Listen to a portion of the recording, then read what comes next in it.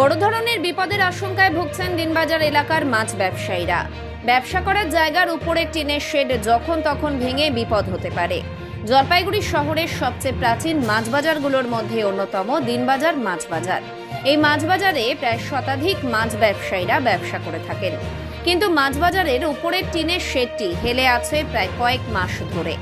মাছ ব্যবসায়ীরা বলেন, বারবার প্রশাসন ও এলাকার কাউন্সিলরকে জানিয়েছে, কিন্তু কোনো সুরাহা হয়নি।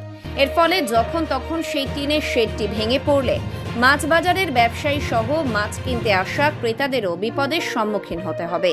তাই অবিলম্বে মাছ বাজারের উপরের টিনের শেডটির সংস্কার করা হোক। বিপদ যখন তখন চলে, যখন তখন বিপদ মানে কি এখন ঝাঁকি মারা শেষ,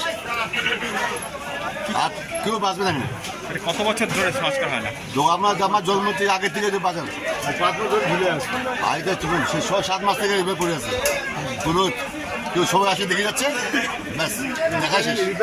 রিপেয়ারিং তো দূরের কথা, কোনো খবর চোখে টাকা পাঠালো, চোখ পাখি দেখাই এই